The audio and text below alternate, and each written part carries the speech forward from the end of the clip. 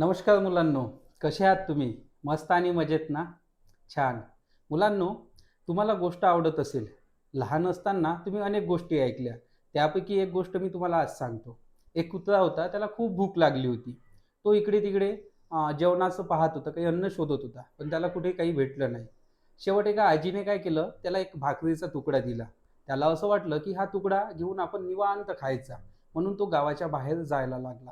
जाता-जाता त्याला एका पूल दिसला. पुलामध्ये पाणी होतं. त्याने सहज वाकून बघितलं, तर त्याला त्याचीच प्रतिमा दिसली किंवा प्रतिबिंब दिसलं. त्यामध्ये त्याला त्याच्याचसारखा हुबेहूब एक कुत्रा दिसला आणि त्याच्या तोंडात सुद्धा भाकरीचा तुकडा होता. त्याला असं वाटलं, की आपण जसं आहे, तसंच एक कुत्रा पाण्यात असेल आणि त्याच्या तोंडात सुद्धा भाकरीचा तुकडा असेल. म्हणून त्याने सहज त्याच्यावर भुंकला. भुंकला तर काय झालं तुम्हाला माहीतच असेल, त्याच्या तोंडातील भाकरीचा तुकडा खाली पडला. आता मुलांनो इथे काय झालं, की खरंच तो कुत्रा होता का तिथे? नाही.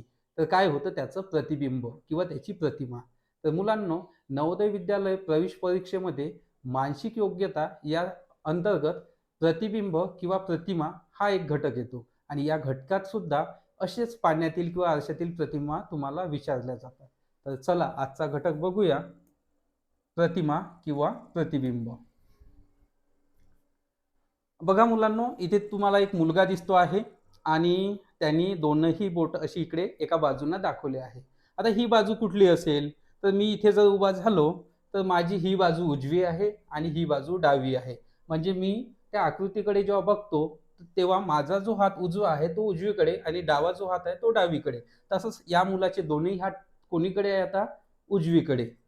आता जर याला एका आरशासमोर किंवा प्रतिबिंबासमोर उभे केलं, तर काय दिसतं आहे? त्या दोनही मुलाच्या हाताची दिशा बदललेली आहे. काय बदलली आहे? दिशा. हा कशाच्या समोर उभा आहे? आरशाच्या समोर. तर याची दिशा बदललेली आहे. मग मानसिक योग्यतामध्ये असे प्रश्न आल्यावर आपण कसे सोडवले पाहिजे? तर त्याच्यासाठी काही ट्रिक्स आहे, काही टिप्स आहेत आणि काही नियम आहे. ते नियम काय आहेत ते बघूया. बघा, अशा पद्धतीची तुम्हाला एक प्रश्न आकृती येत असतं आणि त्याची 4 ऑप्शन असतं. यापैकी तुम्हाला एक ऑप्शन करेक्ट निवडायचा असतो. यासाठी बघा, पहिला नियम काय आहे? बूस्टर पॉइंटमधला पहिला नियम. उभ्या प्रतिमा चिन्हासाठी. आता प्रतिमा चिन्ह कुठलं आहे?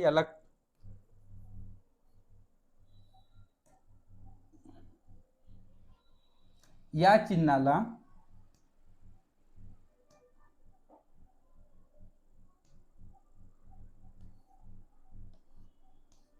या चिन्हाला प्रतिमा चिन्ह असे म्हणतात. आता कधी-कधी तुम्हाला जाणवत असेल हे चिन्ह कधी इथे पण असतं आणि कधी याच्या खाली सुद्धा असतं. पण आजच्या टॉपिकमध्ये आपण उभ्या प्रतिमा चिन्हाचा विचार करू. बघा, ही लाईन उभी आहे म्हणून आपण याला उभे प्रतिमा चिन्ह असं म्हणू. यामध्ये बघा पहिला नियम आहे आकृतीचे समान 2 उभे भाग करायचे. 2 भाग करायचे. पण कसे करायचे? उभे.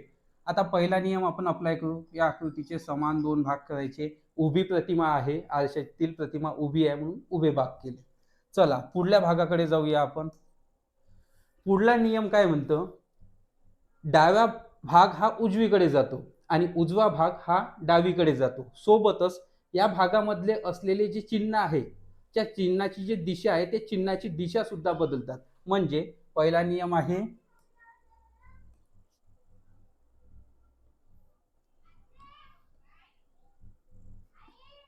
आकृतीचे 2 समान भाग केले. 2 समान भाग केले. आता हा डावा भाग आणि हा उजवा भाग.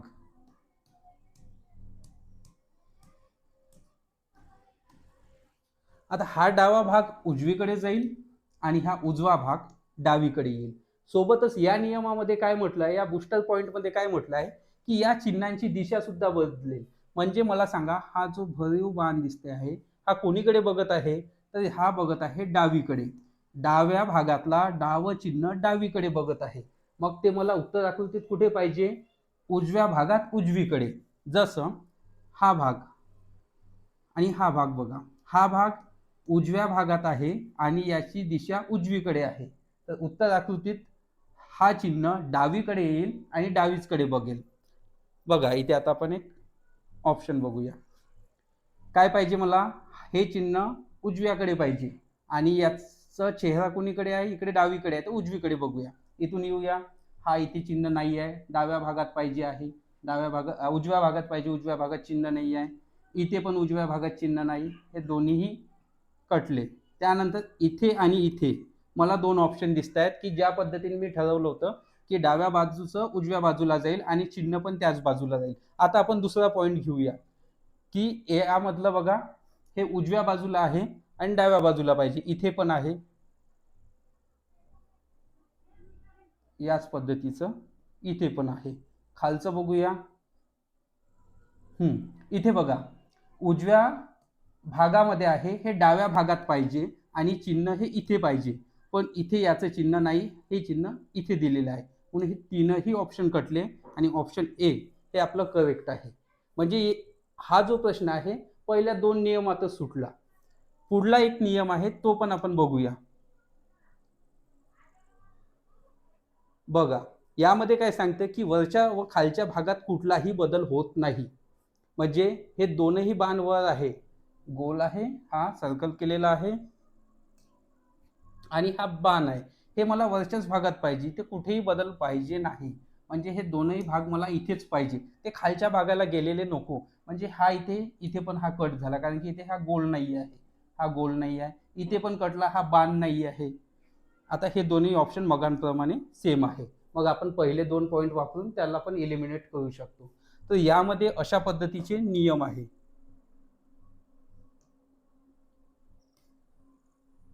आणि एक शेवटला चौथा ऑप्शन आहे त्याच्यामध्ये की प्रश्न आकृतीत असलेल्या चिन्हाव्यतिरिक्त कुठलेही जास्तीचं चिन्ह येत नाही. तर ते या आकृतीत सध्या नाही. कधी कधी काय होतं, इथे एखादी स्टार दिलेलं असतं,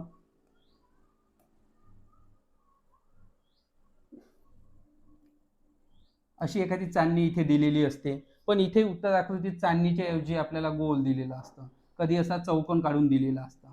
आता होतं काय की प्रश्न आकृतीमध्ये चांदणी दिलेली आहे आणि उत्तर आकृतीमध्ये म्हणजे प्रतिमेमध्ये चौकोन दिलेला आहे.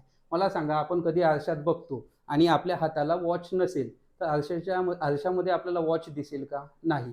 किंवा आपण आपल्या डोक्याला टोपी घातलेली आहे आणि प्रतिमेमध्ये बघितलं टोपी गायब, असं होत नाही. त्याच पद्धतीने इथे सुद्धा, इथे जे चांदणी काढलेली आहे तीच चांदणी आपल्याला कुठेही असो मगते प्रश्न कन्फ्यूज करण्यासाठी ती कुठेही देईल, पण चांदणी असायलाच पाहिजे. किंवा इथे जर चांदणी दिलेली आहे तर गोल किंवा चौकोन यायला नको किंवा कुठलं दुसरे चिन्ह यायला नको. तर आजच्या भागामध्ये आपण काय बघितलं की प्रतिमा उभी दिलेली असेल, आरशातील प्रतिमा ही उभी काढायची असेल, उभी शोधायची असेल, तर हे चार नियम आपण लक्षात घ्यायला पाहिजे. पहिला नियम आहे की आकृतीचे समान दोन भाग करायचे. कसे दोन समान भाग करायचे? उभी प्रतिमा दिली असेल तर उभे दोन भाग करायचे. आडव्या प्रतिमेचं आपण पुढल्या भागात बघणार आहोत. दुसरा नियम काय दिलेला आहे की डावा भाग उजवीकडे जातो आणि उजवा भाग डावीकडे येतो. सोबतच त्यामध्ये असलेले चिन्ह सुद्धा बदलतात. म्हणजे इकडे डावीकडे बघणारे चिन्ह उजवीकडे जाते आणि उजवीकडे बघणारे चिन्ह सुद्धा डावीकडे जाते. इथे पुन्हा एक सांगू इच्छितो मी तुम्हाला. बघा, कधी कधी काय होतं, असं चिन्ह सुद्धा दिलेलं असतं, असं चिन्ह सुद्धा दिलेलं असतं. तर आपल्याला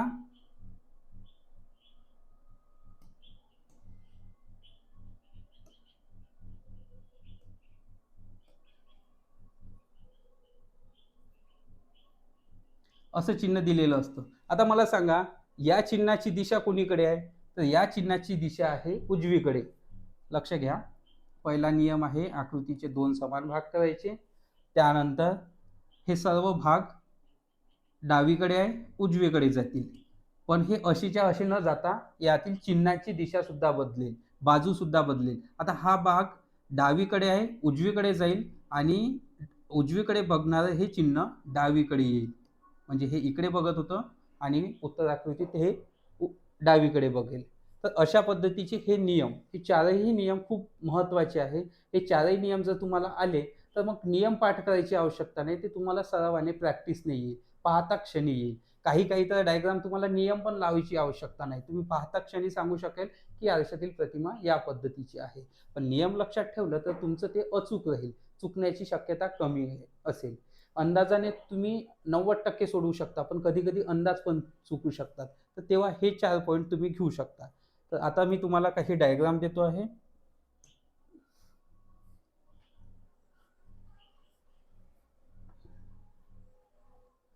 आता मुलांनो एक 5 मिनिटामध्ये तुम्हाला हे सोडवायचं आहे. 5ही मिनिटं नाही, 2च आकृती आहे. तुम्हाला 1 मिनिटाच्या आतमध्ये आपण जे नियम सांगितले ते नियम सांगून ही आकृती तुम्हाला सोडवायची आहे. चला.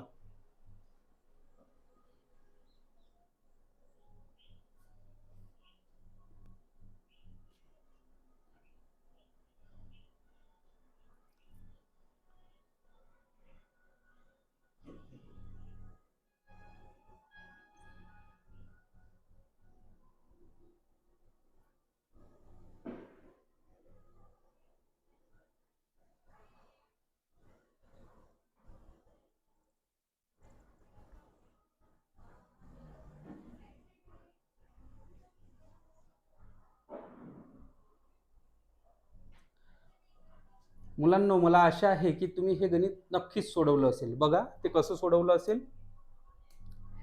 पहिला नियम आहे आकृतीचे 2 भाग करायचे. इथे चिन्ह तुम्हाला हे उभं दिसते म्हणून आपण आकृतीचे उभे 2 भाग करू.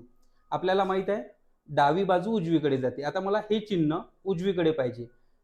ज्या भागामध्ये उजवीकडे चिन्ह नाही ते मी एलिमिनेट करेल. इथे उजवीकडे नाही, हे कटलेलं आहे, हे कटलेलं आहे. आता आपल्याकडे 2 आहे. एक नियम सांगितला होता मी, खालची बाजू खालीच असते, वरची बाजू वरच असते. इथे बघा वरच्या बाजूला आहे, हे राहू शकते, पण इथे हे चिन्ह खालच्या बाजूला गेलेलं आहे म्हणून हे एलिमिनेट झालेलं आहे. राहिलेलं आपलं हे ऑप्शन. आता याला 2-3 पद्धतीने पण तुम्ही तपासू शकता. मी काय बोललो होतो की डाव्या बाजूतील चिन्ह सुद्धा बदलतात. आता हे चिन्ह डाव्या बाजूला आहे आणि चिन्हाची दिशा पण डावी आहे. इकडे ते उजव्या बाजूला जायला पाहिजे आणि उजवी चिन्हाचं टोक पण उजवीकडे पाहिजे. बघा उजव्या बाजूला गेलं आणि ते इथे नाही आहे. ते जर चिन्ह इथे असतं तर आपलं चुकलं असतं. ते या बाजूला आहे. सेकंड आकृती बघूया आपण. इथे काय एक स्पेलिंग दिलेलं आहे CROP. याचे पण आपण प्रतिमेचं चिन्ह उभं आहे म्हणून आपण 2 भाग केले. पहिला नियम आपण सांगितलेला होता की उजवा भाग उजवीकडे पाहिजे, डावा भाग डावीकडे पाहिजे. आता बघू हा जो भाग जिथे जिथे उजवीकडे आहे ते राहील, बाकी कटून जाईल. इकडे आहे, इकडे आहे, इकडे पण आहे, इथे नाही आहे. हे आधी आपण कट करून टाकूया. सोबतच पहिला नियम सांगितलं होतं की आता इथे पी बघूया. पीचं तोंड तुम्हाला दिसते उजव्या भागात आहे आणि उजवीकडे पीने तोंड केलेलं आहे. मला उत्तरामध्ये काय पाहिजे की पीचं तोंड डावीकडे गेलं पाहिजे आणि हा भाग पण डावीकडे गेलेला पाहिजे. इथे नाही, हे कटलं. इथे होऊ शकतं, हे इथे पण होऊ शकतं. आता हे 2 आहे, 2 कटलेले आहे.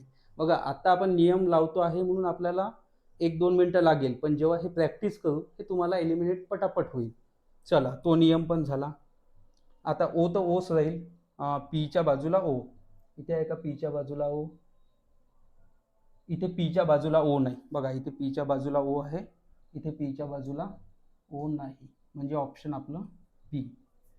मुलांना हे दोनही प्रश्न आपण ते नियम लावून परफेक्ट सोडवले. इथे कुठेही आपण अंदाज घेतला नाही. आपण अंदाजाने सोडू शकलो असतो की हा सी तिकडे जायला पाहिजे, त्यानंतर आर बदलायला पाहिजे, ओचं चिन्ह जसं आहे तसंच राहील, कारण की शून्याला किंवा वर्तुळाला जसं ठेवलं तो तसंच असते त्याची प्रतिमा कुठे पण. पीला पण बदलवला पाहिजे, हे अंदाज लावून पण आपण सोडू शकलो असतो, पण या नियमाने ते पटकन झालं. या पुढे बघूया. पुढे आणखी एक उदाहरण तुमच्यासाठी देतो आहे.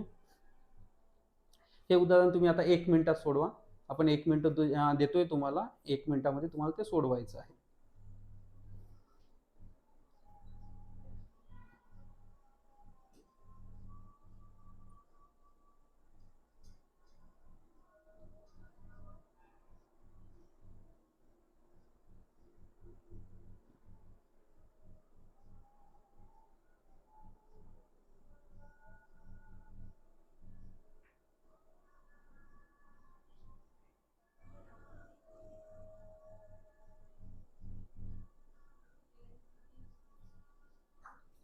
मुलांनो आशा आहे हे गणित तुम्ही पटकन सोडवलं असेल, तेच नियम वापरले असेल. आपण पुन्हा बघूया. प्रतिमेचं चिन्ह हे उभं दिसतं आहे म्हणून आपण याला उभे 2 भाग करूया. इथून मी 2 भाग केले. उजव्या भागात मला काय दिसत आहे की एक बाण दिसत आहे. या बाणचं टोक मला उजवीकडेच दिसत आहे. उजवीकडल्या भागातलं चिन्ह उजवीकडेच जात आहे. सोबत हा जो डोम दिसत आहे हा डोम सुद्धा मला उजवीकडे दिसत आहे, तर मला हा डोम डावीकडे पाहिजे, डाव्या भागात, डावीकडे डाव्या भागात जो वाक आहे त्याचा डावीकडे डाव्या भागात, आणि हे चिन्ह उजवीकडे बघत आहे, तर डावीकडे पण मला असं. हे एक मी छोटं सूक्ष्म हे घेतलेलं आहे.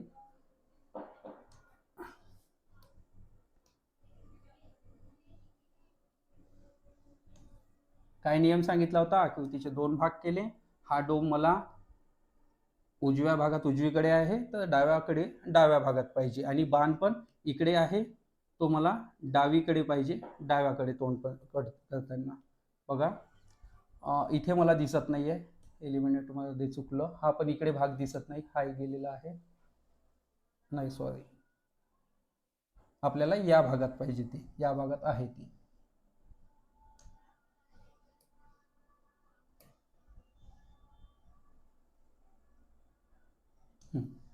काय पाहिजे आपल्याला, हे सर्व डाव्याकडे पाहिजे, इथे पण आहे, इथे जमू शकतं, पण हा बाणाचं टोक आपल्या डाव्या भागानं पाहिजे होतं, ते उजव्या भागानं इथे कटलेलं आहे.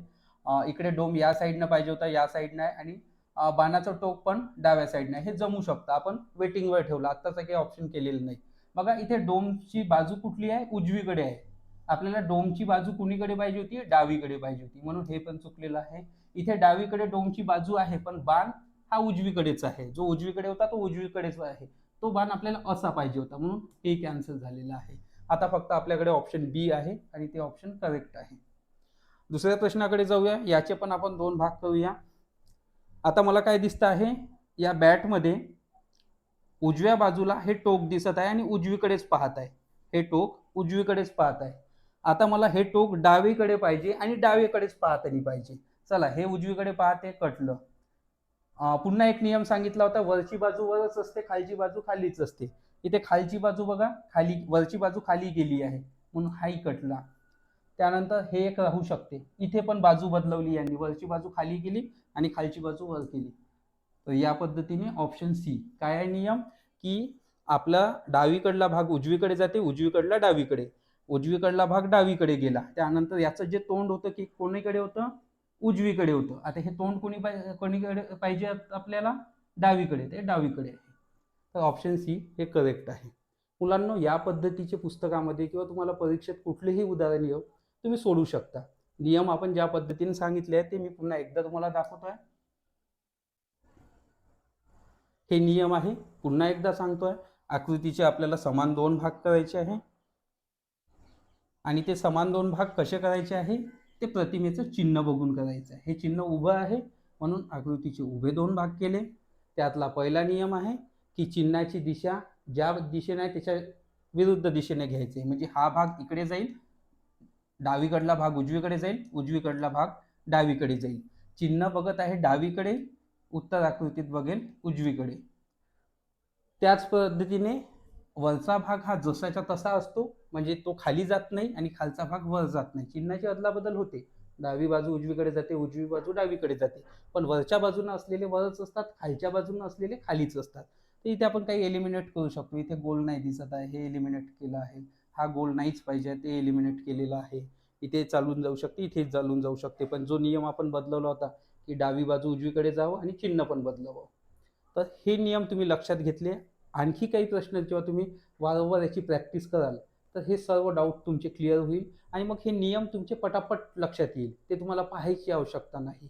तर हे नियम तुम्ही लिहून घेऊ शकता, स्क्रीनशॉट काढून हे सर्व नियम लिहून घ्या. तर मुलांनो, आजच्या